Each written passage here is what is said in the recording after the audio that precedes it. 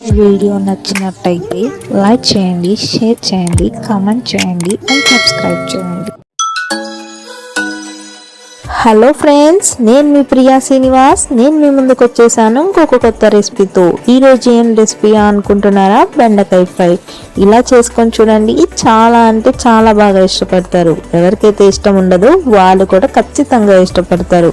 ఇది ఎలా చేయాలో నేను మీకు చెప్తాను. నేను చెప్పినట్టు ఈ కొలతలతో చేయండి, చాలా అంటే చాలా బాగా వస్తుంది. ఎలా రాదు మీరే చూడండి. ఇప్పుడు స్టార్ట్ చేద్దాం ప్రాసెస్.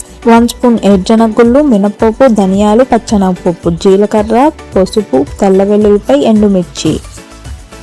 ఇప్పుడు స్టవ్ ఆన్ చేసి కడాయి పెట్టుకోండి. మొత్తం మీడియం ఫ్లేమ్ లోనే చేయాలి. కొంచెం మారినా టేస్ట్ అనేది మొత్తం మారిపోతుంది. 2 స్పూన్స్ ఆయిల్ వేసుకోండి. 1 స్పూన్ ఏడ్జనగుళ్ళు, 1 స్పూన్ పచ్చనపప్పు, 1 స్పూన్ మినపప్పు, 1 స్పూన్ ధనియాలు, 1 స్పూన్ జీరా. ఇప్పుడు ఇవన్నీ వేశారు కదా, అటు ఇటు తిప్పుకొని కొంచెం మీడియం ఫ్లేమ్లో పెట్టుకొని ఫ్రై చేయండి. కొంచెం గోల్డెన్ కలర్లోకి వచ్చాక ఒక 10 ఎండుమిర్చి వేయండి. ఎండుమిర్చి కూడా కొంచెం ఫ్రై అయ్యాక ఒక 10 తెల్ల వెల్లుల్లిపాయలు వేయండి. ఇప్పుడు 1/2 స్పూన్ పసుపు వేసి మిక్స్ చేసి స్టవ్ ఆఫ్ చేయండి. చూసారా, ఇలా వచ్చినట్టయితే అన్ని ఈవెన్గా ఫ్రై అయినట్టే. కొంచెం చల్లార్చుకొని మిక్సీ జార్లోకి వేసేసుకోవటమే. ఇప్పుడు 1/2 స్పూన్ సాల్ట్ వేసుకోండి. ఇప్పుడు వీటన్నిటిని మిక్సీ వేయండి. ఇలా మెత్తగా రావాలి. ఇప్పుడు ఈ పౌడర్ మొత్తాన్ని ఒక బాక్స్ లోకి స్టోర్ చేయండి. ఇలా స్టోర్ చేయడం వలన ఎన్ని రోజులైనా నిల్వ ఉంటుంది. మనకి ఎప్పుడు అవసరమైతే అప్పుడు తీసుకొని కర్రీస్ లోకి యూస్ చేసుకోవచ్చు. నేనైతే 1/2 కేజీ బెండకాయల్ని తీసుకున్నాను. శుభ్రంగా క్లీన్ చేసి ఇలా చిన్న చిన్న ముక్కలుగా కట్ చేసుకోవాలి. మళ్ళీ స్టవ్ ఆన్ చేసుకొని కడాయి పెట్టుకొని 4 స్పూన్స్ ఆఫ్ ఆయిల్ వేసుకోవాలి. హీట్ అయ్యాక ఆవాలు, పచ్చెనగపప్పు, జీలకర్ర వేసుకొని అటు ఇటు మిక్స్ చేసుకోవాలి. ఇప్పుడు దాంట్లోనే ఎండుమిర్చి, కరివేపాకు వేసుకొని కొంచెం ఫ్రై అయ్యాక మనం కట్ చేసుకున్న బెండకాయల్ని కూడా వేసేసుకోవాలి.